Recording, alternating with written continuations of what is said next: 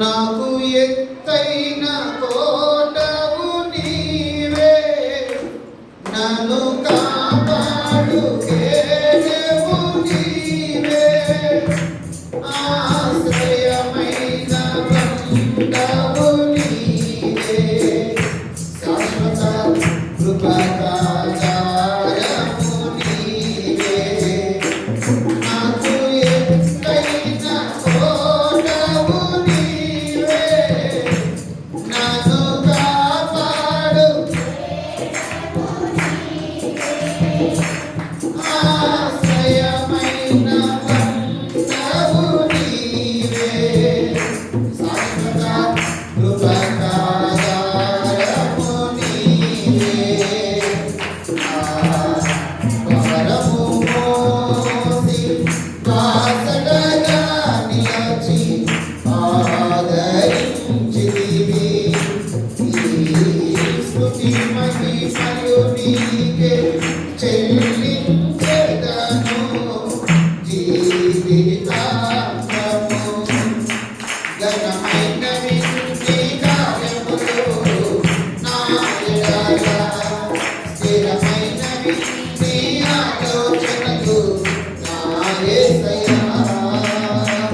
కృపలను పొందుచు కృతజ్ఞత కలిగి అన్ని వేళలా అనుదినము నీ అనుగ్రహమే, ఆయుష్కాలము నీ వరమే. అనుదినము నీ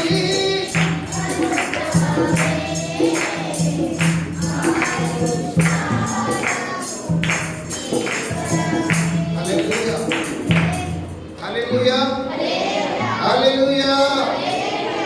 దేవుని సన్నిధానంలో దేవుని బిడ్డలముగా ఈరోజు మనం దేవునితో ఇలాగో ఆరాధించి ప్రార్థించి గణపరిచి ఆయన మహోన్నతమైనటువంటి మేలులు పొందటానికి ప్రభు మనకి చూపిన కృపలకై ఆయన నామమునకే మహిమ కలుగునుగాక. ఈ రోజున ఒక విలువైన వర్తమానాన్ని మీ ముందుంచడానికి ప్రభు కృపణిస్తూ వచ్చారు. చాలామంది దేవుని సన్నిధిని నిర్లక్ష్య పెడుతూ, దేవునితో సహవాసాన్ని నిర్లక్ష్య పెడుతూ, దేవుని యొక్క దైవ చిత్తములో అనేక మంది నిలబడలేక, దేవుణ్ణి సంతోషపరచలేక, తమ సంతోషంలో, తమ ఆలోచనలో, తమ అనుభవాలలో తమకు కలిగిన వాటితోనే కాలాన్ని గడుపుకుంటూ వెళ్ళిపోతూ ఉన్నారు. కానీ ఈరోజు నేను దేవుని సన్నిధికి రాగలిగానంటే అసలు నీవెవరో నీవు గుర్తుంచుకోలేకపోతా ఉన్నావు. అసలు నీ పరిస్థితి ఏదో నీకు తెలియట్లేదు. నీ జీవితంలో నీవు అనుకుంటున్నావు నేను బాగున్నానని, లేకపోతే నేను ప్రార్థిస్తున్నానని, లేకపోతే నా కొరకు ప్రార్థన చేయబడుతుంది, దైవజనులు ప్రార్థన చేస్తున్నారు, నాకు సహవాసం ఉంది, ఇలాగ నా జీవితం కొనసాగించబడిపోతుందని మనం అనుకుంటున్నామంతే. కానీ అసలు నీవెవరో నీవు గుర్తించట్లేదు ఈ రోజున. నీవెవరో నీవు గుర్తించట్లేదు ఈ రోజున. చాలా విషయాల్లో నువ్వు కొన్ని పనులు చేసి నా చేత ఏది కాదని అలసిపోయి ముగించేసిన రోజులు కూడా ఉన్నాయి. దైవ చిత్తానికి లోబడలేక, దేవుని యొక్క అనుభవాలతో బ్రతకలేక, దేవునికి అనుకూలమైనటువంటి విశ్వాసపు ఆదరణ పొందలేక అనేకుల జీవితాలు ఈ రోజున ఓడిపోతూ ఓటమి అంచుల గుండా వెళ్ళి వారి జీవితాలలో అనుకుంటున్నారు ఏంటంటే, ఇక నా చేత కాదు, నేనే పాటి వాడను, నాకెందుకు ఈ జీవితం అని అలసి వేసారిపోతున్నారు అనేకులు. దేవుడు వాళ్ళారా, దేవుడు మిమ్మల్ని ఒక గొప్ప జనాంగంగా చేయించినటువంటి విలువైన తరుణాన్ని ప్రభు మనకు అనుగ్రహింపచేస్తూ ఉన్నాడు. నేను చెప్పించుకోవాలి, మీకు ఇష్టం ఉంటే చెప్పండి, స్వరం ఉంటే చెప్పండి. నోరు తీసుకొచ్చారా లేదా? ఇంటి దగ్గర పెట్టొచ్చారా? అందుకని వచ్చామంటే మన నోరు రావాల్సిందేగా. ఓకే, హల్లెలూయా. అయితే దేవుని సన్నిధిలో మనం ఎలాగ దైవ చిత్తానికి లోబడి ఎలాగ దేవుని కార్యాలు జరిగించాలో ఈ మధ్యాహ్నం వేళ ప్రభు తన ప్రణాళిక వాక్యం నుంచి మనకు విలువైన సందేశాన్ని మనకు అనుగ్రహింప చేస్తూ ఉన్నాడు. ఆలోచన చేద్దాం. 1 కొరింథీయులకు రాసిన పత్రిక 6వ అధ్యాయము 1 కొరింథీ 6 20 వచనాన్ని చదువుదాం. 20 విలువ పెట్టి కొనబడిన వారు గనుక మీ దేహముతో దేవుని మహిమపరచుడి. ఈరోజు వాక్యం ఏంటంటే విలువ. చెప్పండి, అందరూ చెప్పాలి గట్టిగా. విలువ చెప్పండి, మరొకసారి చెప్పండి. విలువ కాదు, విలువ. విలువ అంటే దాని అర్థం మనకు అర్థమైపోతుంది. విలువైన వస్తువులు ఉంటాయి, విలువ లేని వస్తువులు ఉంటాయి. విలువైన వ్యక్తులు ఉంటారు, విలువ లేని వ్యక్తులు ఉంటారు. అంటే విలువైన దాన్ని ఒక స్థలంలో ఉంచుతాం, విలువ లేని దానిని మరొక స్థలంలో ఉంచుతాం. అయితే ఇప్పుడు మనం ఆలోచన చేసినట్లయితే ఆయన లేఖనం మేము సెలవిచ్చింది, మీరు మీ సొత్తు కాదు. మొదటిగా మీరు మీ సొత్తు కాదు. మీరు ఏమై ఉన్నారు? విలువ పెట్టి కొనబడ్డారు. దేంతో కొనబడ్డారు? విలువ పెట్టి కొనబడ్డారు. ఇప్పుడు బైబిల్ కాదు, నన్ను చూడాలి మీరు.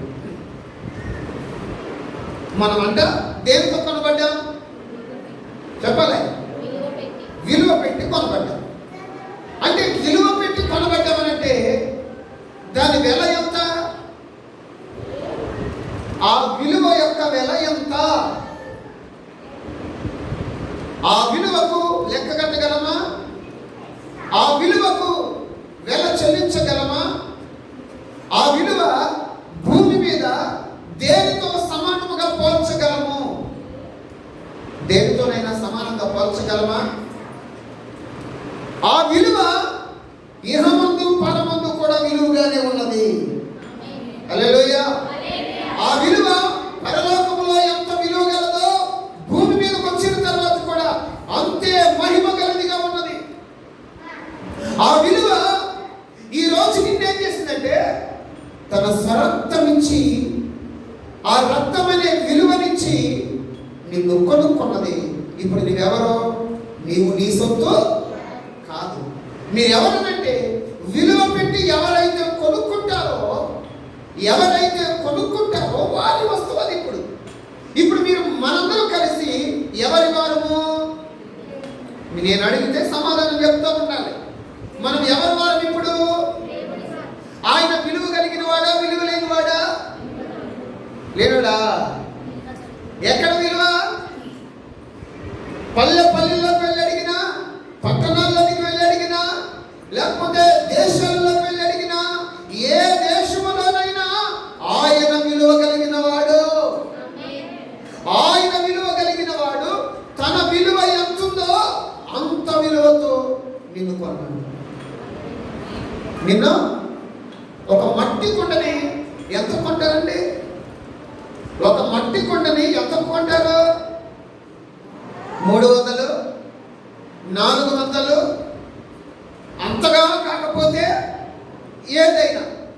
కానీ ఈ మట్టి కుండలట, ఈ మట్టి దేహాన్నట ఆయన వెల ఎంతంటే భూమి మీద ఆయనకు ఉన్న వెల, దానితో సమానమైన వెల ఇప్పటి వరకు భూమి మీద కానరాలేదు. చెప్పటైనా మనం చెప్తాం. ఆయన వెల ఎంతంటే లెక్కింపలేనిది. ఆయన వెల ఎంతంటే వర్ణించలేనిది. ఆ వెలకు వెల కట్టలేని గొప్ప త్యాగమూర్తి ఆయన. ఆయన అంత విలువ కలిగిన దేవుడు. మనం ఆరాధించే దేవుడు. మనం ఆరాధించే దేవుడు ఎవరండి? విలువ కలిగిన వాడు. మన దేవుని విలువ దానితో సమానమైనది భూమి మీద ఎక్కడ మనకు కానరాదు. అంత విలువ కలిగిన దేవుడు తన విలువ పెట్టి ఎవరిని కొన్నాడట? ఈ మట్టి కుండను కొన్నాడట. చెప్పకుండా సార్ దేన్ని కొన్నాడు? మామూలుగా మనం కొన్ని మట్టి కుండలు ఎలాంటివంటే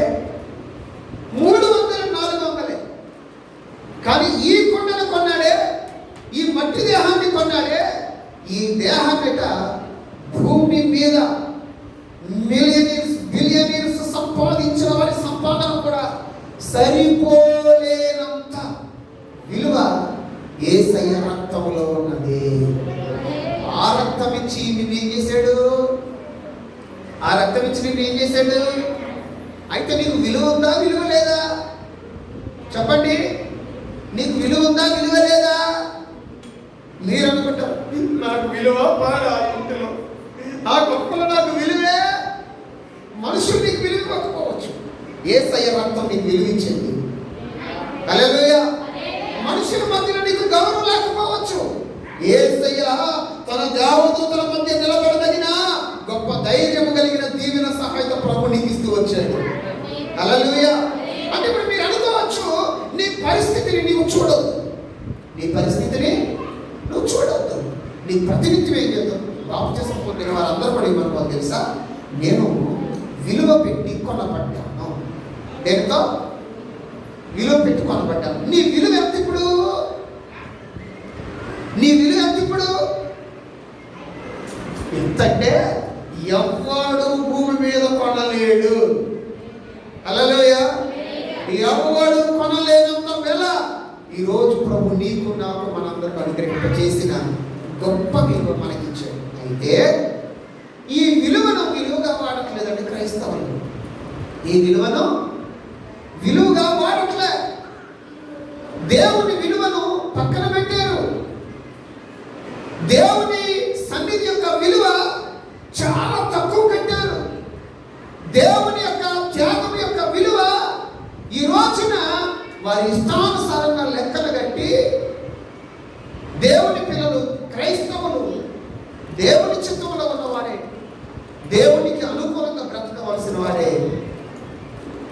ఈ విలువైన అనుభవాలని వారు పోగొట్టుకుంటూ వచ్చారు. ఈరోజు దేవుని పిల్లలకంటే రోజు ఎలా ఆరాధించాలో తెలియట్లే. మీరు మీ సొత్తు కాదురా బాబు, నేను విలువనిచ్చి కొన్నాను అని అంటే ఆయన కొన్నాడు కనుక ఆయన కొన్న త్యాగము, ఆయన చేసిన ఆ మహా అనుభవంతో కూడినటువంటి ఆ గొప్ప న్యాయ కార్యము నీ కొరకు నా కొరకే. ఎందుకు కొన్నాడనంటే ఆయన చేశాడు, ఆయన కొన్నాడు. ఎందుకయ్యా అనంటే ఆయనతో నీవు ఉండులాగునా. ఆయన విలువ గలవాడు. విలువైన ప్రదేశంలో విలువైన వస్తువులు పెడతారా, విలువ లేనివి పెడతారా? చెప్పండి ఒకసారి గట్టిగా.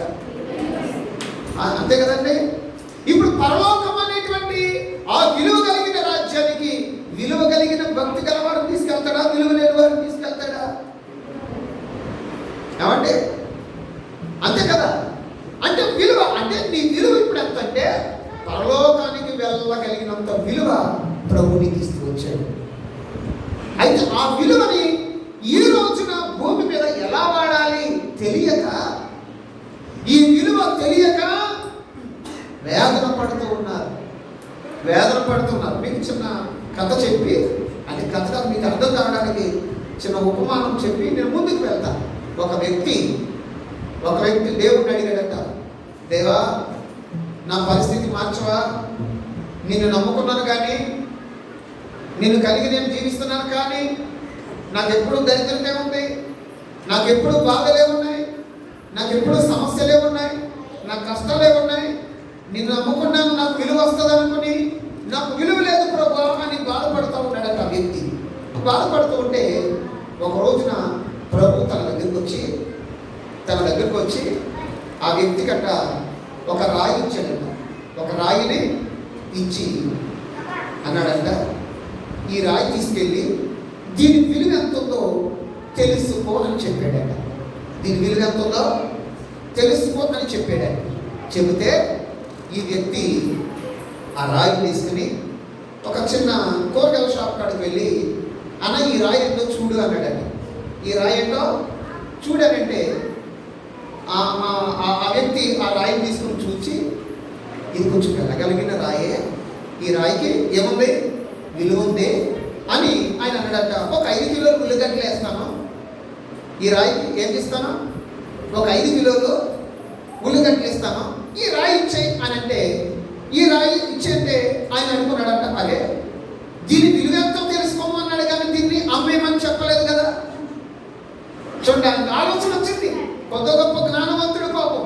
మనమైతే 5 కిలోలు వస్తున్నారు రా అంటే నాకేం పని, ఒక 10 రోజులు మంచిగా వండికి తింటా అని ఆలోచన చేస్తాం మనం. కానీ ఈ వ్యక్తి వెంటనే ఆలోచన వచ్చి రాయి తీసుకుని అన్నాడంట, లేదు లేదు లేదు, దీని విలువ అడిగానంతే. మరలా అక్కడ నుండి పాత సామాను కొట్టుకడికి వెళ్ళాడట. అన్న దీని విలువ ఎంత ఉందో చూడగా అన్నాడట. అతడు అన్నాడంట, దీనికి ఒక 50 రూపాయలు ఇస్తాను, ఇచ్చేస్తావా రాయి అన్నాడట. అంటే వాడేమో 5 కిలోలు కట్టేస్తాడు, వీడేమో ఒక 50 రూపాయలు ఇస్తానన్నాడు. అయితే ఈ రాయిలో ఏదో ఉన్నది. ఈ రాయిలో ఏముంది? అయితే ఎందుకైనా మంచిదని బంగారం పని చేసేటోళ్ళు ఏమన్నా ఏదో చేస్తారు కదండి. అసలు ఈ రాయి ఏంటో చూద్దామని అక్కడికి తీసుకెళ్తే ఆ వ్యక్తి అన్నాడట, తమ్ముడు ఏం కాదు, ఒక 1,00,000 రూపాయలు ఇస్తాను, రాయి ఇచ్చేస్తామని అడిగాడట. ఈ వ్యక్తి కనిపించింది, ఓహో ఇది ఏదో విచిత్రంగా ఉంది. కానీ మనసులో ఏముందో తెలుసా? అడగమన్నాడు కానీ ఏం చేయొద్దన్నాడు, ఫిట్టింగ్ పెట్టాడు కూడా అక్కడ. అదే మనం ఏమిటో తెలుసా, అమ్మేస్తాం. 1,00,000 రూపాయలు అంటే మాటలా, నేనైతే ముందే అమ్మేస్తాం, అప్పులు ఉన్నాయి. హల్లెలూయా. చూడండి, ఆ బంగారం పని చేసేటువంటి వ్యక్తి దగ్గరికి వెళ్తేనే ఆ వ్యక్తి 1,00,000 రూపాయలు ఇస్తానన్నాడు కదా. అయితే తీసుకోవడో ఈ రాయిలో ఏముంది? అరే ఎవరి దగ్గరికి వెళ్ళినా దీని రేటు పెరిగిపోతుంది, ఎవరి దగ్గరికి వెళ్ళినా దీని లేవని పెరిగిపోతుందని బంగారపు దుకాణంలోనికి వెళ్ళాడట. బంగారం దుకాణంలోకి వెళ్తే ఆ వ్యక్తి అన్నాడట, బాబు దీనికి నేను 1,00,00,000 రూపాయలు ఇస్తానన్నాడట. ఎంత? చేతిలో ఉన్నదేంటి? ఆ రాయి. కానీ ఒక్కొక్క చోట ఒక్కొక్క విలువ ఉంది దానికి, ఒక్కొక్క చోట ఒక్కొక్క రకంగా దాని విలువ మారిపోతుంది. ఈయన అనుకున్నాడంట 1,00,00,000 రూపాయలే, కానీ అడగమన్నాడు కానీ అమ్మమనలేదు అని ఎందుకైనా మంచిదని ఎంక్వైరీ చేశాడంట. ఇంతకంటే గొప్ప వ్యాపారం ఎవరు ఉంటాడని అడిగాడంట ఆ వ్యక్తితో. ఆయన అన్నాడంట, ఆఖరిగా ఇంతకంటే గొప్ప వ్యాపారం అంటే వజ్రాల వ్యాపారి తప్ప ఇంతకంటే గొప్ప మించిన లేడు అన్నాడు.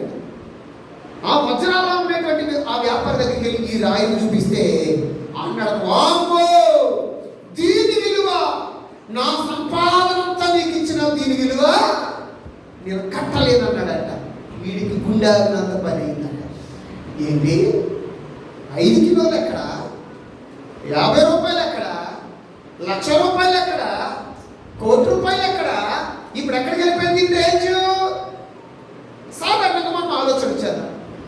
వజ్రాల వ్యాపారం అంటే కొన్ని వేల కోట్లకు అధిపతి, కొన్ని వేల కోట్లకు అధిపతి ఒక రాయిని పెట్టుకుని ఏమన్నాడు, బాబు నా జీవిత కాలంలో సంపాదించినంత కలిసి పెట్టినా ఈ రాతికి విలువ సరిపోదు అన్నాడంటే ఆ రాతికి గొప్ప విలువ ఉన్నది. ఆ రాతికి ఏముందండి? కానీ అనుకున్నాడు కదా. కానీ ఇచ్చిన ఆయన ఏమన్నాడు, దీని విలువ తెలుసుకో అన్నాడు, కానీ దాన్ని అమ్మకు అన్నాడు. నేను అంటున్నాను, ఒక రాయే భూమి మీద కొన్ని కోట్లకు విలువ ఇచ్చిందే యేసయ్య రక్తం. యేసయ్య రక్తం అంతకంటే గొప్ప విలువ గలది. హల్లెలూయా. అయితే వ్యక్తి ఆశపడి ఎంతైనా ఇవ్వయ్యా స్వామి, ఈ రాయి నీ దగ్గర ఉంచుకో అని అనగలడు. కానీ ఇతడు దేవుని రక్తంతో కడగబడిన వాడు. విలువ తెలుసుకొని ఎందుకు చెప్పాడంటే, క్రైస్తవునికి ఇంత గొప్ప విలువ ఉందట. రాయిని పక్కన పెడదాం. ఈ రోజున క్రైస్తవునికి ఎంత విలువ ఉంది? దేవుని రక్తంతో కడగబడిన బిడ్డకు ఎంత విలువ ఉంది ఈ రోజున? అంటే అంత గొప్ప విలువ ఉంది. ఆ విలువ ఈరోజు క్రైస్తవుడు ఎలా వాడుతున్నాడు? క్రైస్తవ పిల్లల్ని ఎవరైనా ప్రార్థనకు ఆహ్వానించి నీ ప్రార్థన ఆహ్వానాన్ని వారు వాడుకునే విలువ కలిగిన పాత్రగా నీవు ఉన్నావా? రక్తంలో కడగబడ్డావు, యేసు ప్రభువుని నమ్ముకున్నానండి, చర్చికి వెళ్తానండి, నెలకి 4 వారాలు అయితే ఒక వారం 2 వారాలు వెళ్తానండి, విలువగా మారిపోతుంది నీ పరిస్థితి. హల్లెలూయా. అంటే నీ విలువ నీకు తెలియట్లే. యేసయ్య రక్తంతో కొన్నాడు. ఏమన్నాడు? మీరు విలువ పెట్టి కొనబడిన వారు. అబ్బా, ఎంత గొప్ప మాట అండి. అందుకే నేను అంటాను, ఎక్కడ తల వంచడానికి సిద్ధపడండి. హల్లెలూయా. నా విలువ ఎంతో తెలుసా? భూమి మీద ఏ కోటీశ్వరుడు నన్ను కొనలేడు. ఎందుకంటే వాడు నా డబ్బు పట్టుకున్నా వాడికి ఉపయోగం లేదు. హల్లెలూయా. వాడు వ్యాపారం నాతో, నా తెలివితో కానీ, ఒక జ్ఞానంతో కానీ, ఒకవేళ నాతో వ్యాపారం చేయించాలనుకుంటే వాడు నన్ను కోట్లు కొని తీసుకెళ్ళినా నేను అక్కడ కూర్చుని స్తోత్రాలు అంటాను. మరి నీకు వేరే పని రాదంటే ఇదే పని వచ్చినట్టంట. ఈ పని యొక్క విలువ వానికి,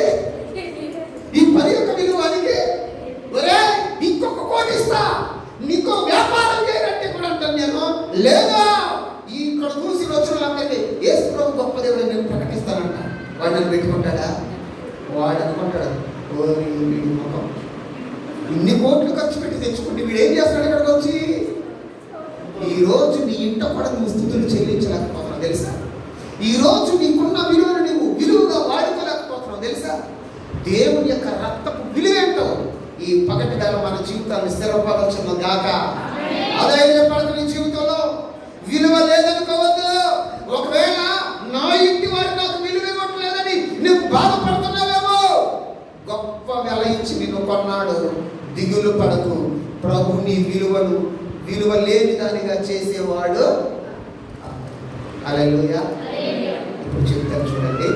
విలువ ఇంత గొప్ప విలువతో కొన్నాడు కదా. ఇంత గొప్ప విలువ కలిగిన దాన్ని ఎవరు వాడుకుంటున్నారట? అపవాది వాడుకుంటున్నాడు. అపవాది ఎందుకు వాడుకుంటున్నాడో తెలుసా? దైవ సత్యం మనలో తెలియట్లేదు. దైవికమైన అనుభవాలు మనలో లేవు. అందుకని అపవాది మనల్ని వాడుకుంటున్నాడు. అంటే ఇప్పుడు యేసు ప్రభువే తన రక్తం ఇచ్చి మనల్ని కొంటే మన పరిస్థితి, మన రేంజ్ ఎంతో తెలుసా? దానియేలు గ్రంథంలో చక్కటి మాట చెప్తాడు. ఆ మాట చెప్పాక మన వాక్యంలోకి వెళ్తాం. చూడండి, దానియేలు గ్రంథం 12వ అధ్యాయం 3వ వచనం. 12వ అధ్యాయం 3వ వచనం. ఎవరైతే బుద్ధిమంతులైతే ఆకాశ మండలంలోని జ్యోతులను పోలిన వారే ప్రకాశించదు. ఇప్పుడు చూడండి, యేసు ప్రభు యొక్క రక్తము విలువైనదని అంటే మనకు బుద్ధి జ్ఞానాన్ని కలుగజేస్తుంది దేవుని వాక్యం. ఈ బుద్ధితో, ఈ జ్ఞానముతో, దైవ చిత్తానుసారమైన అనుభవాలతో మనం వర్ధిల్లడానికి ప్రయాసపడుతున్నాం కదా. అయితే మన జీవితంలో ఇంత గొప్ప విలువ మనకుండగా ఈ లోక సంబంధమైన విలువలు మనకు అక్కర్లేదు. అయితే క్రీస్తు రక్తంతో కడగబడిన మనం దైవ చిత్తానుసారంగా బ్రతుకుచు దేవుణ్ణి మాత్రమే సంతోషపరచగలిగిన ఆత్మీయ యాత్ర చేయడానికి మాత్రమే మనం మెలకువ కలిగి ఉందుము గాక. హల్లెలూయా. హల్లెలూయా. అంటే చూడండి, బుద్ధిమంతులైతే ఎలా ఉంటారని చెప్పాడండి? ఆకాశ మండలంలోని జ్యోతులని పోలి ఉంటారు. అంటే నీకు రేంజ్ ఎక్కడుందంటే, నీవు ఇక్కడ బుద్ధి నేర్చుకుంటే నీ యొక్క ఆత్మీయ స్థితి ఆకాశ మండలంలో ప్రకాశించేలాగా చేయగలుగుతున్నాడు నా దేవుడు. హల్లెలూయా. హల్లెలూయా. అంటే ఇప్పుడు బుద్ధి ఎంతమందికి ఉంది? ప్రార్థన చేయడానికే రాదు, ప్రకాశించడానికే రాదు, ప్రభు సన్నిధిలో కనీసం 3 పూటలు ఇంత స్తుతి చేయడానికి రాదు. ఆ 3 పూటలు కొంత సమయం దేవుణ్ణి కలిగి ఆరాధించే అనుభవమే రాదు. ఇంకెక్కడ ప్రకాశిస్తావు? ఇంటిలో ఉన్న చీకటే తొలగించుకోవు, హృదయంలో ఉన్న చీకటే తొలగించుకోవు. కుటుంబపు అనుభవాల్లో, వ్యాపార పరిస్థితులలో, ఎదురవుతున్న అంధకార సంబంధమైన పరిస్థితులలో మన చీకటినే మనం తొలగించుకోలేనటువంటి అందహీనముగా మనం మార్చబడిపోయాము. అయితే ఆలోచించేది దేవుడు వాళ్ళరా, మీరు బుద్ధిమంతులైతే ఆకాశ మండలంలోని జ్యోతులను పోలి ఉంటారన్నాడు. ఎందుకు తెలుసా? మీరు రక్తములో కడగబడ్డారు కనుక ఆయన మహిమలో ఉన్నాడు. ఆయన మహిమ మీలో నివసించును గాక. ఆమేన్. ఎంతమందిలో నివసిస్తున్న మహిమ అని ఉండొచ్చు అయ్యా, ఉండొచ్చు. ఎందుకంటే బాప్తిసం తీసుకున్నాను కదండి, నెల బలారాధన తీసుకుంటున్నాను కదా, రక్తం మళ్ళీ తీసుకుంటాను కదా. ఆ శరీరం ఉండొచ్చు అనుకుంటాను. ఉండొచ్చు కాదు, నీ మొహం ఉండొచ్చు అనుకుంటే మోసపోయావు. ఉన్నాను, ఉన్నామన్న దానికి నీ ప్రవర్తనే నీకు అర్థాన్ని ఇస్తూ ఉంది. హల్లెలూయా, హల్లెలూయా, హల్లెలూయా. అయితే ఇప్పుడు చూడండి, మనం ఆలోచించగలిగితే ఈ రోజు మనం ఆలోచించే క్రైస్తవ బిడ్డల జీవితాలలో విలువను కోల్పోయారు. సాతానుడు ఈ విలువ లేని పరిస్థితులుగా మార్చేసింది. ఎందుకయ్యా అని అంటే, ప్రార్థించవలసిన సమయంలో ప్రార్థన చేయట్లేదు, దొరికేసేవాడికి. చదవలసిన వాక్యం సమయంలో వాక్యాన్ని చదవలేకపోతున్నాం, దొరికేసేవాడికి. ఈ మరి బుద్ధిమంతులైతే వెలగాలి కదా, బుద్ధిమంతులైతే ప్రకాశించాలి కదా. ఈవేళ మా ప్రవీణను ప్రకాశించాడు. హల్లెలూయా, ఆమేన్. విలువ, ప్రైజ్ ది లార్డ్. ఇది మొదలుకొని ప్రకాశించును గాక. అంటే బుద్ధిమంతులైతే ఆలోచన భరితం ఉండాలి. బుద్ధిమంతులైతే ప్రతి వారం ఎక్కడికి రావాలా? అటు ఇటు తిరిగి మాకే కదా అయ్యారు. మీరు విలువ కలిగిన వ్యక్తులైతే ఆదివారం దినాన్ని ఎక్కడ ఆచరించాలా? మందిరంలో. ఏది? మీరు బుద్ధిమంతులైతే, మీరు జ్ఞానవంతులైతే, మీరు విలువ పెట్టి కొనబడిన వారైతే మీ విలువ ఎక్కడ వాడబడాలి? మందిరంలో. ఏది? ఆ విలువకు తగిన అనుభవాలేవి? ఇంకా కొంతమందికి నేనే ఫోన్ చేసి మాట్లాడాలా, అలా వాళ్ళు ఎప్పుడు మందిరం కానీ ప్రార్థనలు కానీ వాళ్ళకు గుర్తురావు. ఆ పరిస్థితులు ఇలాగా. అంటే నీవు దేవుని మందిరానికి విలువ ఇవ్వట్లేదు, దేవుని సేవకునికి విలువ ఇవ్వట్లేదు అని అంటే దేవుని నీవు తక్కువ విలువగా చూస్తున్నావు అని అర్థం. హల్లెలూయా, హల్లెలూయా. నువ్వు అలా చూస్తా ఉన్నావు అంతే. ఒక మాట మీకు అర్థం కావడానికి ఆలోచించేద్దాం. చూడండి, మార్కు సువార్త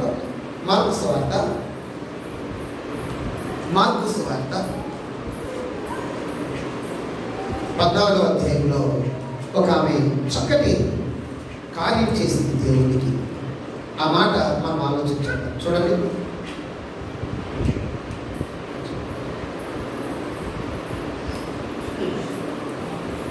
14వ అధ్యాయం 3వ వచనం. ఆయన బెతనియలో కుష్ఠరోగి అయిన సీమోను ఇంట భోజనమునకు కూర్చుండినప్పుడు ఒక స్త్రీ మిక్కిలి విలువ గల అచ్చ జటమాంసి అత్తరు పుట్టి తీసుకొని వచ్చి ఆ అత్తరు పుట్టి పగలగొట్టి ఆ అత్తరు ఆయన తల మీద పోసెను. అయితే కొందరు కోపపడి ఈ అత్తరు ఇలాగ నష్టపరచలేదా? ఈ అత్తరు 300 దేనారముల కంటే ఎక్కువ వెలకు అమ్మి బీదలకు ఇవ్వవచ్చునని చెప్పి ఆమెను గూర్చి సరుకుకొనిరి. ఇక్కడ ఆలోచన చేయండి. 3వ వచనంలో ఏముంది? 3వ లైన్లో విలువ గల అచ్చ జటామాంసి అత్తరు గుడ్డి. ఏ అత్తరు అంటే ఇది చాలా విలువ గలదట. అంటే ఒక స్త్రీకి ఉన్నటువంటి గుణం ఏంటంటే, దేవుని యొద్దకు వచ్చినప్పుడు అందరికంటే విలువగా నేను ఆరాధించాలనేటువంటి నిర్ణయంలోనికి వచ్చేసింది. ఆ నిర్ణయంలోనికి వచ్చి ఆమె దేవుని సన్నిధిని ఇప్పుడు ఎలాగ ఆరాధిస్తుంది అని అంటే, ఆయన భోజనానికి వచ్చాడు. భోజనానికి వచ్చి కూర్చున్నప్పుడు ఒక స్త్రీ మిక్కిలి విలువ గల అత్తరు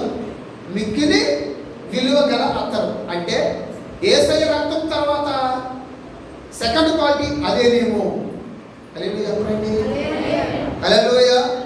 అంటే యేసు ప్రభు రక్తం యొక్క విలువ తర్వాత భూమి మీద అధికముగా ఘనపరిచింది, ఎక్కువగా ఘనపరిచింది ఆ దినాలలో అని అంటే రెండవ విలువ అత్తరు గుడ్డికి ఉన్నదేమో. ఈ స్త్రీ సమర్పించింది. ప్రభు అట కూర్చున్నాడు. వచ్చి ఆ విలువ కలిగినటువంటి, చూడండి, విలువ కలిగినటువంటి వాక్యం పేరేంటి చెప్పాలి మీరు? మన వాక్యం పేరేంటి? విలువ. మనదేమో గొడవ. విలువ లేని గొడవ, విలువ లేని సాక్ష్యాలు, విలువ లేని బ్రతుకులు, విలువ లేని విశ్వాస జీవితాలు. చూడండి, ఈమె భోజనానికి వచ్చిన ప్రభు దగ్గరికి వెళ్ళి ఆ విలువ కలిగిన అత్తరు గుడ్డి తీసుకొని ఎక్కడేసిందట? చూసి చదవండి. ఎక్కడేసిందట? ఆయన తల మీద పోసెను. హల్లెలూయా, చెప్పండి ప్రభువుని సంతోషపరిచింది. అత్తర్ని బట్టలు వేసుకుంటాము సాధారణంగా చాలా మంది. కొంతమంది ఏం చేస్తారంటే దీన్ని, ఇంకా కొంతమంది దూది పెట్టుకుని, ఇంకా కొంతమంది ఒక ఆయన దూది పెట్టుకుని మంచిగా దానిలో పెట్టుకుని లోపల జేబు ఉంది, ఆ జేబులు వేసుకున్నాడు. అంటే అంత ఇష్టమైన కత్తరండి.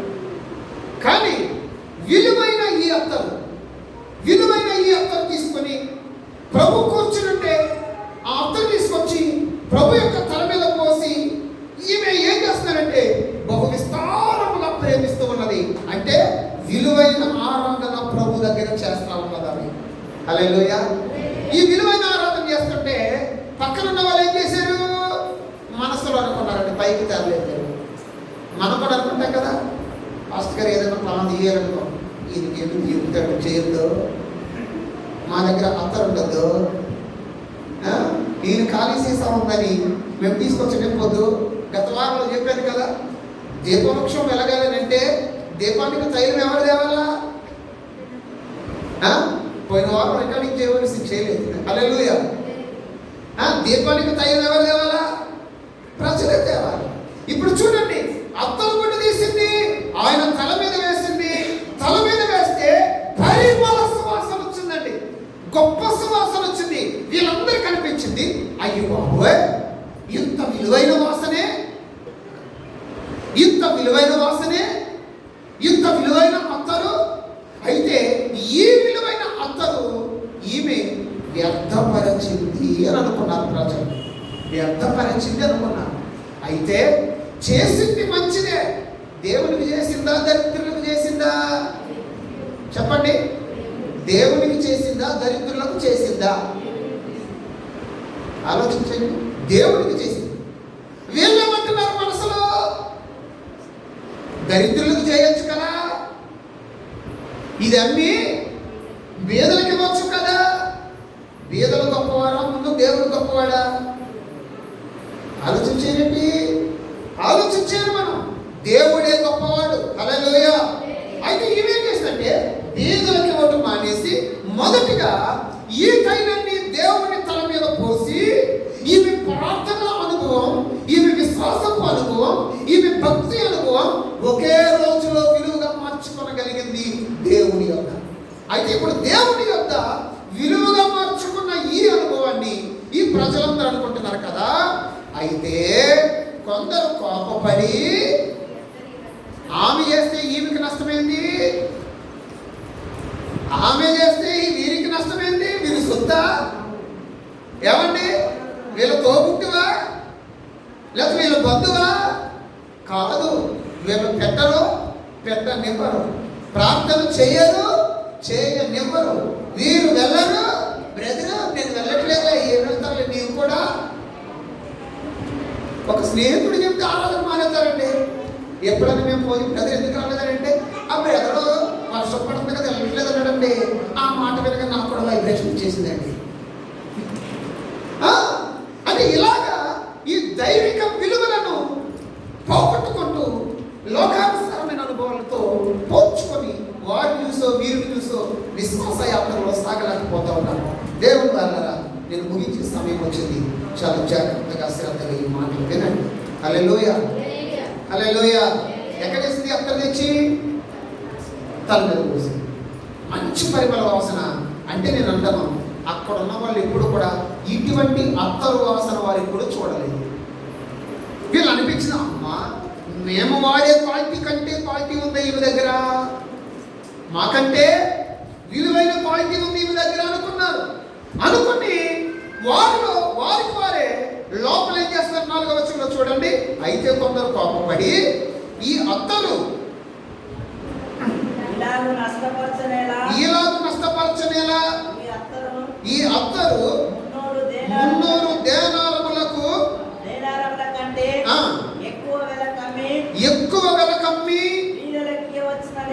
బీదలకి వచ్చునని చెప్పి ఆమెను గూర్చి సనుగుకొనిరి. అందుకు యేసు ఇట్లా నేను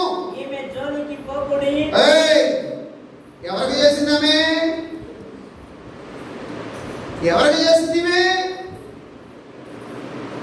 సృష్టికర్త అయిన నాకు తీసి నీకేం బాధ నాయన అని ఈమె జోలికి విలువ కలిగిన ఆమె యొద్దకు మీరు విలువ లేని వారు లాగా, బుద్ధి లేని వాళ్ళారా, భక్తి లేని వారు లాగా వెంటనే ఆమె నష్టపరచలేదురా బాబు, తన జీవిత రక్షణ కొరకు దారం పోసుకుందామే. హల్లెలూయా. మీరు ఈమె జోలికి పోవద్దు.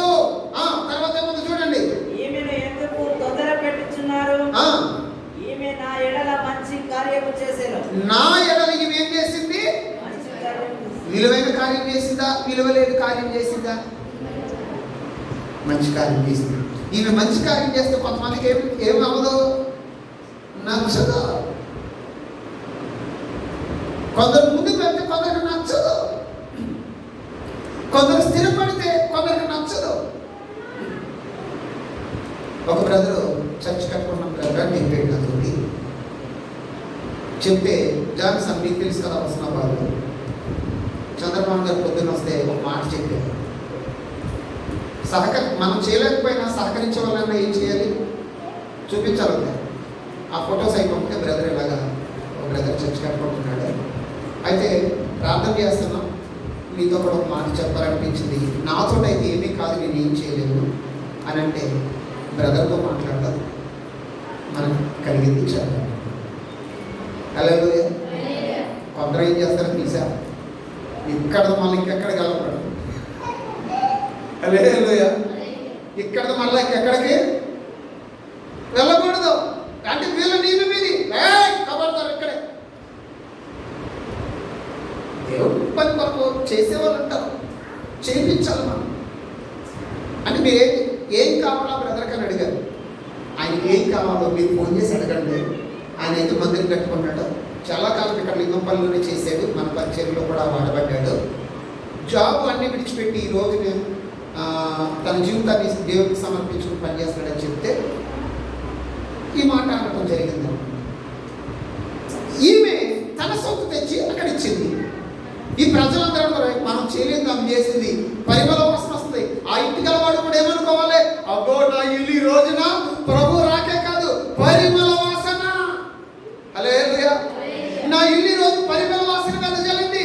ఎంత ఉన్నతమైనటువంటి అనుభవంతో కూడిన మహిమ గల అనుభవాలు ఉంటాయని నేను ఇన్నాడు అనుకోలేదు అని అనుకోవాలి కదా. వీడేసని వేడుకోవాలి కదా.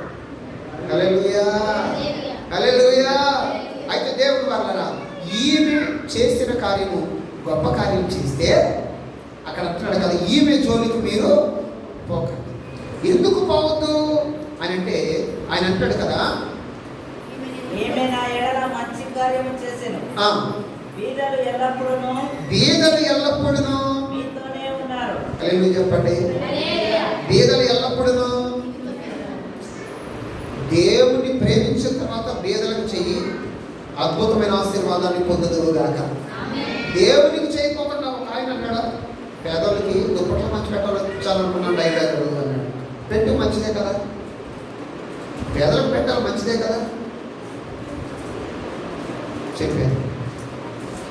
అయితే ఆయన ఏమన్నాడు తెలుసా, మా ఇంట్లో పేదలకు పెడదామంటారు కానీ దేవునికి పెట్టడానికి రాదండి, వీళ్ళకి దేవునికి పెట్టడానికి రాదండి అని అన్నాడు.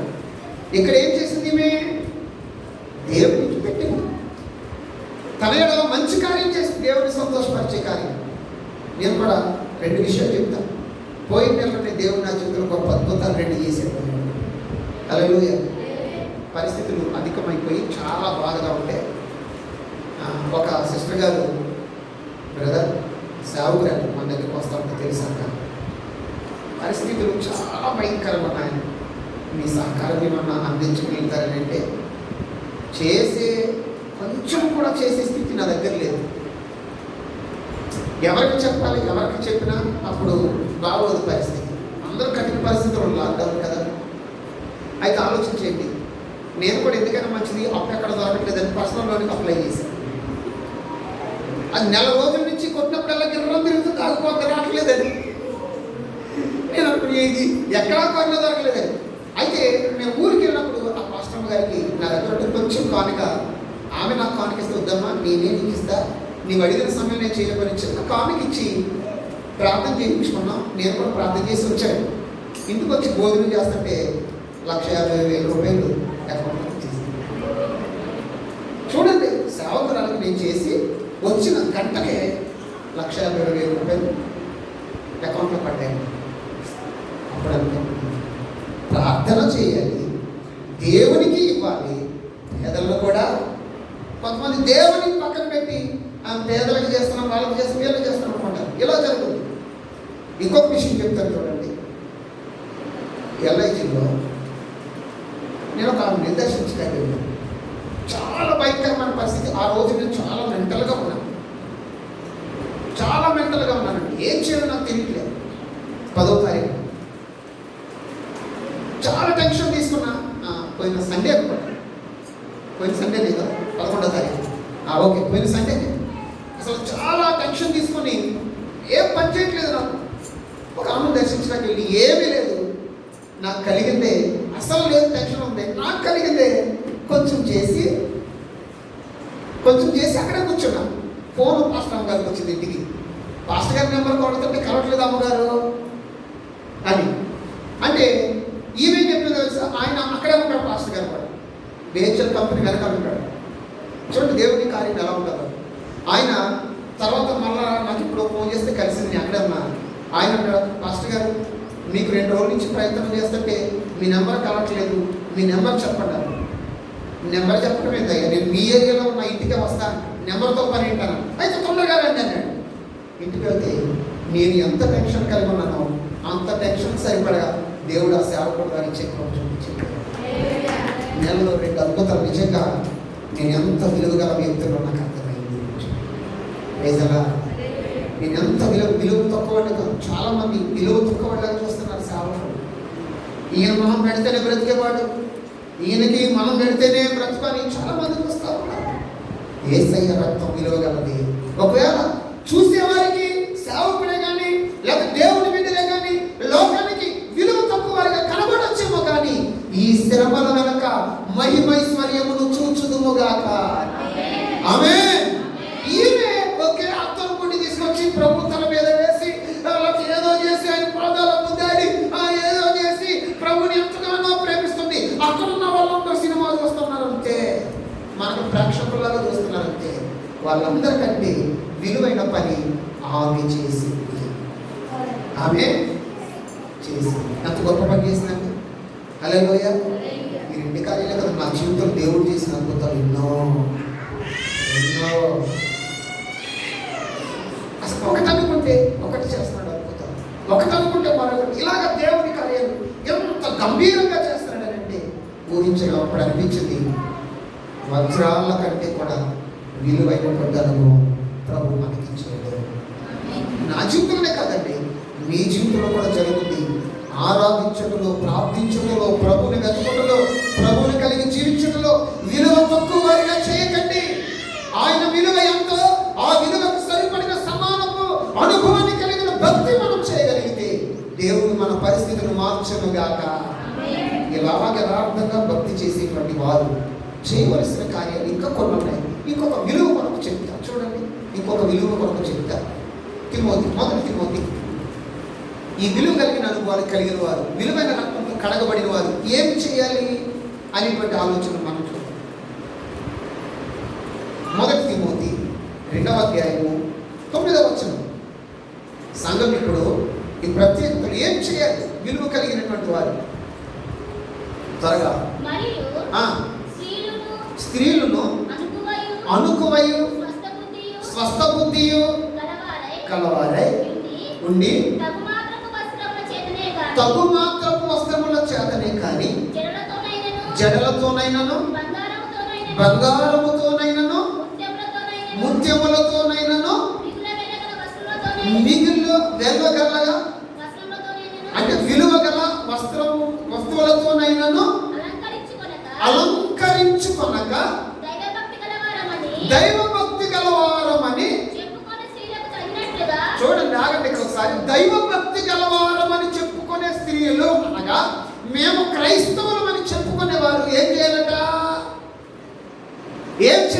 వారి విలువ ఎలా వాడాలో వాక్యం సెలవిచ్చింది. అప్పుడే నువ్వు క్రైస్తవపు అనుభవానికి గొప్ప విలువకు ఆధారాన్ని నువ్వు ధరించుకోగలుగుతావు. సంఘంలో పిల్లలు, దేవుని పిల్లలు ఏం చేయాలంటే మనలో చదవగా వచ్చినండి, స్త్రీలు అనుకువయు స్వస్థ బుద్ధియు గలవారే. చూడండి సంగమా, స్త్రీలారా మీలో ఏముండాలి? అనుకువ అనగా తగ్గింపు స్వభావము. రెండో స్వస్థ బుద్ధి అంటే మంచి బుద్ధి, మంచి క్రియలు చేసే అనుభవం మీలో ఉండాలి. అయితే మీ మంచితనం ఏమంటారో తెలుసా? మిక్కిలి విలువ కలిగిన వస్త్రములతోనైనాను బంగారు ఆభరణములతోనైనాను అలంకరించుకొనక. చూడండి, అలంకరించుకొనక.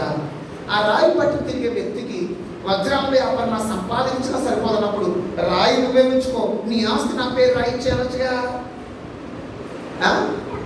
ఈ రోజున చూడండి, ఈ రోజున అదే రాయి మన దగ్గర ఉంటే దాన్ని ఎన్ని రకాలుగా వాడుకుంటాము. అదే పరిస్థితి ఈరోజు బంగారం లేక పిచ్చి, అంటే ఇవాళ దైవభక్తి గలవారు కాదు, బంగారం లేక రోల్ గోల్డ్ వేల తగలు పెట్టి వేసుకున్నారండి మీద. ఎందుకు? ప్రభు ఏం చెప్పాడు? ప్రభు ఏం చెప్పాడు? వెలగల వస్త్రాలు అక్కర్లే, తగుమాత్రపు వస్త్రాలు చాలన్నాడు. వెలగల ఆభరణాలు అక్కర్లే.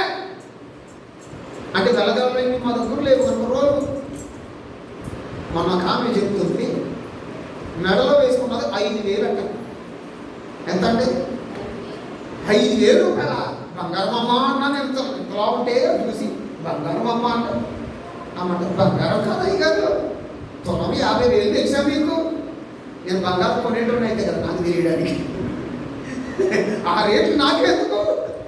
నేను బంగారం కంటే విలువైనది కనుక. హల్లెలూయా. అంటే చూడమే, ఒక పెళ్లికి వెళ్ళడానికి మెడలో వేసుకునేది 5,000 పెట్టుకున్నదంటే మీ ఆయన జీతం ఎంత? చెప్పండి, నీ భర్త జీతం ఎంతమ్మా?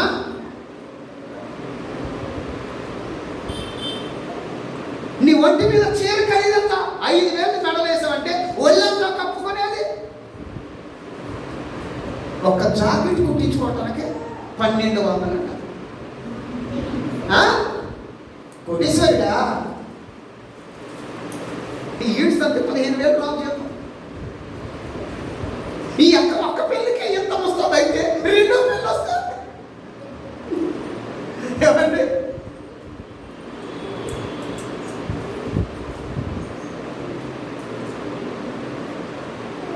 ఆభరణాల విషయంలో, బట్టల విషయంలో కూడా జాగ్రత్త లేకపోతే భక్తి విలువ లేదు. నీ భక్తికి, నీ విశ్వాసానికి ఏం పాస్టర్ గారు కొంచెం ఘాటుగా చెప్తారనుకుంటానేమో. వాక్యం ఉన్నది నేను మీతో చెప్తున్నా. హల్లెలూయా. దైవ భక్తి గల స్త్రీలు ఎంతమంది ఉన్నారు ఇక్కడ? వీడియో పెట్టాలా? వాక్యం చదవమంటే ఒక ఆయన పారిపోతాను అన్నాడు. ఇప్పుడు దైవ భక్తి కావాలంటే ఇంకా మిగతా వాళ్ళు కూడా పారిపోతారు అనమాట. హల్లెలూయా. చూడండి, విలువ గల భక్తులు, విలువ కలిగిన ప్రార్థన పరులు, విలువ కలిగిన అనుభవాలు కలిగిన వారి యొక్క స్థితి ఎలా మార్చబడతాదో ఈరోజు మన జీవితంలో దాన్ని తీర్మానం చేసుకుంటాం. నేను ఇలా బ్రతుకుతాను. ఇక నిజంగా ఆమె నాతో చెబుతుంటే నేను అర్థమయ్యాను. ఏ బంగారం దొరుకుతుంది కనుక ఇంత లావు చైనేసిందని అడిగాను. నేను దొరికినాను. చెప్పే విషయం చూడండి, ఒక పట్టు చీర కుట్టించుకునే 1,200 బ్లౌజ్ మెడలో వేసుకునే మన చేతులు అవి చెప్పలేదు లెక్క. మాస్టర్ గారు మీరు వాక్యం చెప్పమని ఈ లెక్కలేంటి మీకు అంటున్నామో. దైవ భక్తి చేసే వారికి అవసరమా? విలువ కొరకే, మనం విలువ కాపాడుకుందామండి. అంటే మనం ముందెళ్ళిపోతే ఎనకన్నా తెలుసా, గంగిరెద్దిలా ఉందంటారు. మీరు అనుకుంటాం, నేను దేవకని ఎందుకు అనుకుంటాం. అది వేసుకున్నా కాసేపు నీకు ముందెళ్ళాక వెళ్తున్న వాళ్ళు ఏమంటారా, ఈ గంగిరెద్దిలా తయారైంది, ఈ వేషం ఏంది, అసలు వీళ్ళు భక్తులేనా, లాస్ట్ రోజులు ఎక్కడ వస్తుంది? అది వాళ్ళు చర్చికి వెళ్ళేవాళ్ళేనా, వీళ్ళ క్రీస్తు వారేనా అన్నప్పుడు అలాగే నీకులాంటి భక్తులు మీ ఇంటి పక్కన ఉంటారు. వాళ్ళ ఇంటికి వాళ్ళు ఎంత బాధపడతారు. వాళ్ళంటే అయ్యో ఈయన దేవుని నామానికి ఎంత సమానంగా జీవించారు. విలువ గల భక్తి ఏంటో ఆలోచించు. మనం విలువ పెట్టి కొనబడ్డాం. ఇంకా విలువ ఈ దేహం మీద మనకు అక్కర్లేదు. ఆమె అంటారు అనుకున్నాను మీరు. మీరు కావాలనుకుంటున్నారు ఇక్కడ. హల్లెలూయా, హల్లెలూయా. చెప్పండి మీరు ఎవరు ఇప్పుడు నీ పేరే విలువ, నీ పేరే విలువ. కనుక ఆ విలువ నీ ఇప్పుడు ఎలా వాడుకోవాలని అంటే విలువ కలిగిన భక్తులు భూ సంబంధమైన దేని మీద ఆశపడరు. చదవండి అవసరం మరొకసారి.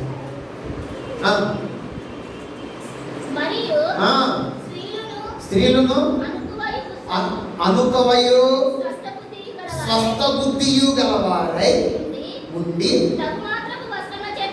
తగు మాత్రపు వస్త్రముల చేతనే గాని జడలతోనైనను బంగారముతోనైనను ముత్యములతోనైనను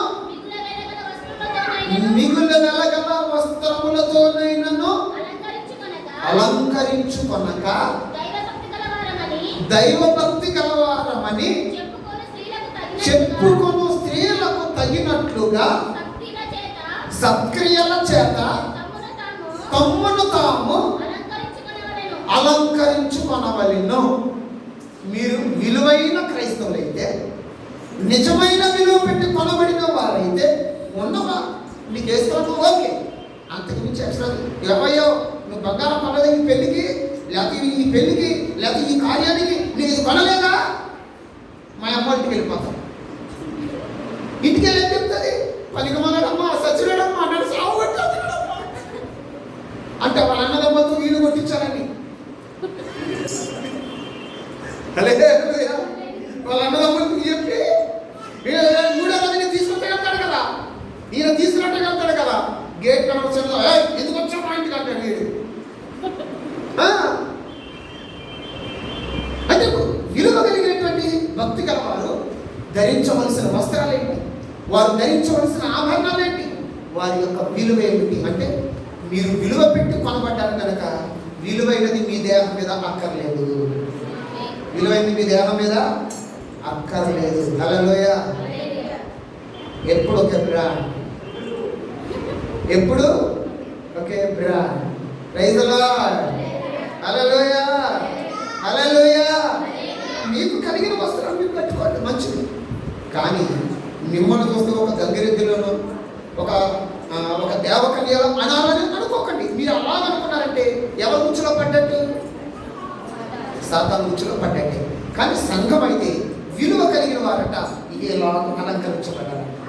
ఇంకొక మాట కూడా చెప్తాను, మీరు ఇలాగ భక్తి చేస్తే మీరు పరలోక రాజ్యానికి వెళ్ళగలుగుతారు. ఆ విలువ కూడా చెప్తాను చూడండి. కీర్తన 116:15 116:15 అంటే విలువ. ఈరోజు విలువ 116:15 యెహోవా భక్తుల మరణము ఆయన దృష్టికి విలువ గలది, ఆయన దృష్టికి విలువ గలది. అబ్బో గొప్ప మాట. ఏంటంటే దేవుని దృష్టికి విలువ గలది. ఒకటి అత్తరు ఇస్తే విలువ కలిగింది అన్నాడు. సంఘమే కానీ, దేవుని ప్రజలే కానీ లోకానుసారమైన అన్యుల వలె అలంకార విషయంలో కాక తగు మాత్రం ప్రీతిలో, అంటే మీరు ఎక్కడికి వెళ్ళినా వీరు క్రైస్తవులు అని ఇలా ఉండాలి, వీరు అన్యులా అనేటట్లుగా ఉండకూడదు. అంటే మీ రూపం ఒక మాదిరిని చూపించాలి, మీ రూపం ఒక మాదిరిని చూపించాలి. ఆమేన్. రాత్రి టైల్స్ కొట్టేసి వేయడానికి ఒక షాప్కి వెళ్ళాం. ముందు ఒకటి అడిగి అయిపోయింది. రెండో షాప్కి వెళ్తే క్రిస్టియన్ కొడుడే కరెక్ట్గా వచ్చాడు, మోదేశాను. వచ్చి ఆయన చూశాడు, టైల్స్ కావాలి బ్రదర్, పలానా అంటే చర్చ్కి అంటే అన్నాడు. అన్న చర్చ్కి అయితే ఈ టైల్స్ పని చేస్తాయి, నేను చందనగర్ బేకరీ చర్చ్కి వెళ్తా, నా పేరు మోదేశ్, ఈ నెంబర్ తీసుకుంటే మాకు తగిన రీతిగా అంటే వెళ్ళగానే మా డ్రెస్ కోడ్ చెప్పాడు, మీరు సేవకులు నేను ముందే కనిపెట్టి అందుకే నేను వచ్చాను మీ దగ్గరికి, లేకపోతే వేరే వాడు కింద వేరే వాడు అంటున్నాడు ఆయన. హల్లెలూయా. నీవెక్కడికి వెళ్ళి నీవు ఎలా కనబడాలా? మందిరికి వచ్చినప్పుడు మాత్రమే దేవదూతలా ఉంటావు. ఇక మందిరికి విడిచావో నేనే కనిపెట్టలేదు, నా పిల్లల్ని నేనే గుర్తుపట్టలేనేమో, అలా ఉంటావు. అయితే ఇప్పుడు ఇక్కడ చూడండి, విలువైన మాట అన్నాడు. ఒక రోజున ఇవన్నీ ధరిస్తావు భూమి మీద, మట్టి కొండను కొన్నాడు కదా, ఈ మట్టి ఎక్కడికి పోదు? మరలా ఆత్మ దేవుడి దగ్గరికి వెళ్ళిపోతుంది. అయితే దేవుడి దగ్గరికి వెళ్ళిపోతుంది చనిపోతే దేవునికి విలువైనది ఏది? దేవునికి విలువైనది ఏంటి? యెహోవా భక్తుల మరణము ఆయన దృష్టికి ఎలా ఉండి చనిపోవాలని కోరుకోవాలి? ప్రభువా, నేను చనిపోతే నా ఆత్మ నీ యొద్దకు వచ్చునుగాక. అలాగా మన బ్రతుకు దినములన్నింటిలో కూడా మనం పాడుకుంటగా, బ్రతుకుట నీ కోసమే మరణమైతే నాకింక మేలు, బ్రతుకుట నీ కోసమే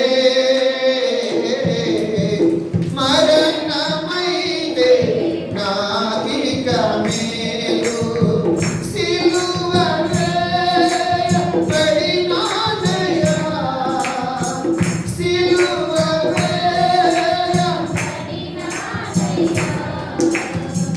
నీవే నాలో జీవించుమయ్యా, యేసయ్యా యేసయ్యా యేసయ్యా నా యేసయ్యా, బ్రతుకుట నీ కోసమే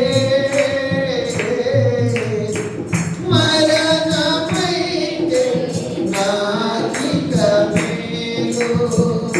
హల్లెలూయా, హల్లెలూయా. ఆయనే మనలో నివసిస్తే ఈ లోకంలో ఏది మనం ఉంటే పనికి రాదు. ఆయన మనలో లేకపోతే ఏమొస్తుంది? పూలకం వస్తుంది అన్నమాట. నేను ఇది ధరించాలి. అదే కాకుండా నడిచి వెళ్తుంటే ఇల్లు ఎక్కడంతా నిలబడిపోతే ఒక ఆట వస్తుంది. ఏంటి?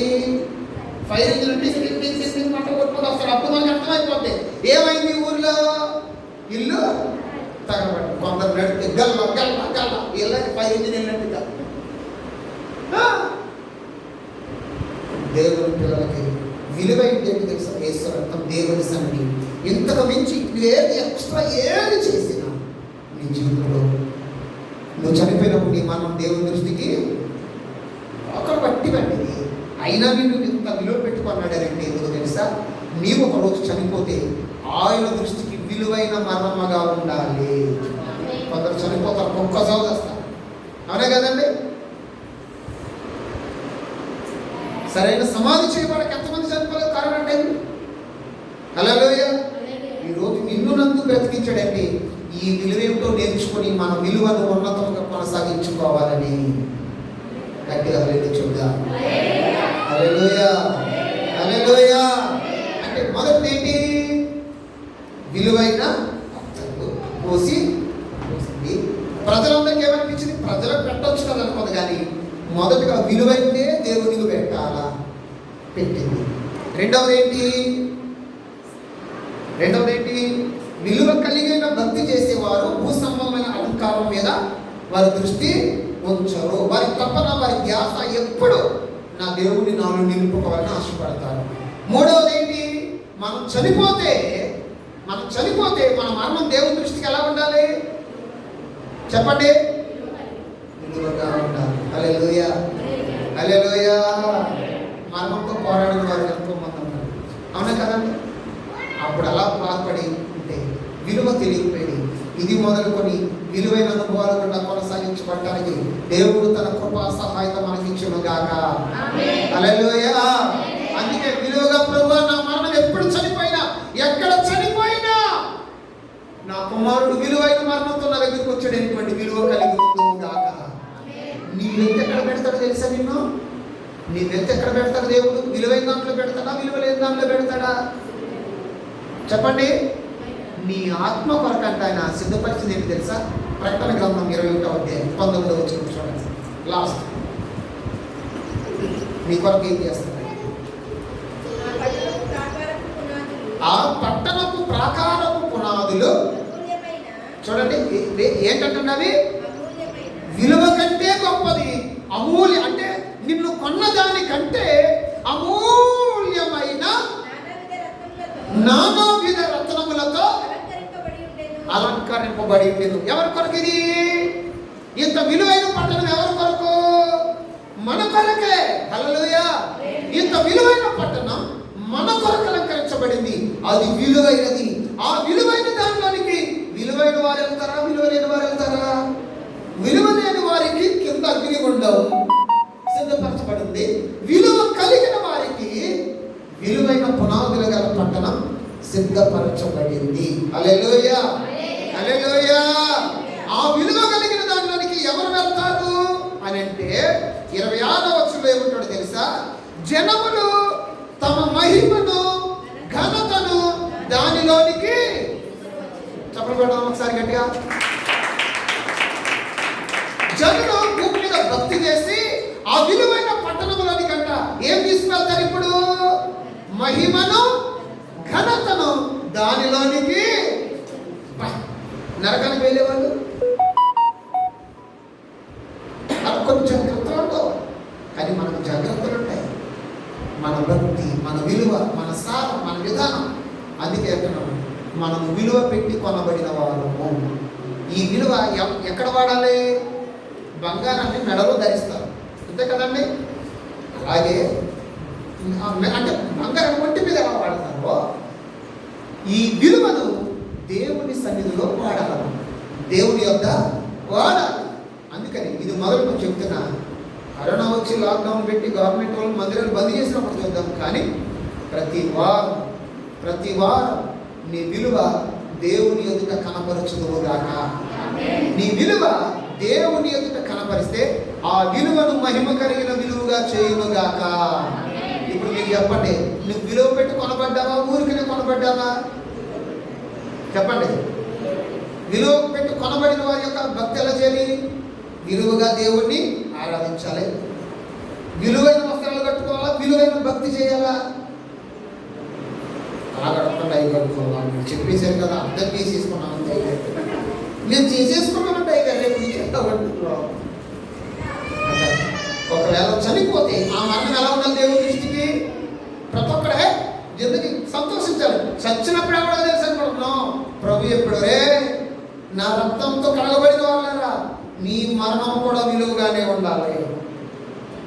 ఆ మరణపు విలువ తర్వాత వచ్చింది, అవసరం అంటే వచ్చి వాళ్ళకి మరణపు విలువ ఎలా ఉంటుంది, విలువ లేని మరణం ఎలా ఉంటుందో, విలువ కలిగిన మరణం ఎలా ఉంటుందో వచ్చి మనం ఆలోచించేద్దాం. అయితే ఈ విలువ కలిగిన వ్యక్తి వెళ్తేనట ఎటువంటి రాజ్యంలో పెడతాడు? దాని పునాదులే అమూల్యమైన నానా విధములైన రత్నములతో. అంటే ఎల్లప్పుడూ ప్రభులో ఉన్న వారికి మహిమయే ప్రకాశమానంగా ఉండాలి తప్ప ఈ లోకంలో మరి ఏది తన జీవితానికి ఉండడానికి విలువ లేదు. అందుకనే లోకాన్ని విడిచిపెడదాం, లోక సంబంధమైన వాటిని విడిచిపెడదాం, లోక సంబంధమైన పద్ధతులను తప్పకుండా మన దేవుని కృప మనల్ని విలువతో నిలబెట్టి కాపాడును గాక. హల్లెలూయా. నేను చెప్తున్నా, దేవుని బిడ్డ, నిన్ను మించింది, నీ భక్తిని మించింది లోపల మరి ఒకటి ఏది లేదు. నువ్వు అంత విలువైన వ్యక్తివి, యేసయ్య రక్తం నీలో ఉందంటే ప్రభువే భూమి మీద నీతో ఉన్నాడు. నీ విలువ అంతకంతకు అధికమగును కాక. చాలా మంది విలువలు తగ్గిపోతా ఉన్నాయి, చాలా మంది విలువలు కాపాడుకోలేదు. కొంతమంది అంటారు నేను వెళ్ళండి అక్కడికి అంటారు. ఎందుకంటే అక్కడ నాకు విలువ లేదంటారు, అక్కడ నాకు విలువ లేదంట. మీరేమన్నా చెప్పండి అని అంటే అంటారు, నేను చెప్పను, వాడు నా మాటకు విలువ ఇవ్వలేదు అంటారు. ఇవన్నీ భూసంబంధమైనవంటే ప్రార్థన చేయండి, మరి మీ విలువ అధికమగును గాక. మీ భక్తి ఆకాశ మండలంలో జ్యోతుల వలె భక్తిని ప్రకాశింపచేయండి, రూపాన్ని కాదు, దేహాన్ని కాదు, భక్తిని ప్రకాశింపచేయండి. ప్రభు తన మహిమతో వచ్చినప్పుడు వాడవారిని కిరీటం నీకు ధరింపచేసి ఆయన నిన్ను తన రాజ్యములో స్తుతి ఆరాధనలో నిన్ను వాడుకొనును గాక. తల వంచుదాం, ప్రార్థన చేసుకుందాం. తల వంచుదాం, ప్రార్థన చేసుకుందాం. మన ప్రభు సన్నిధి విలువైనది, మన దేవుని సన్నిధి క్షేమాధారం కలిగి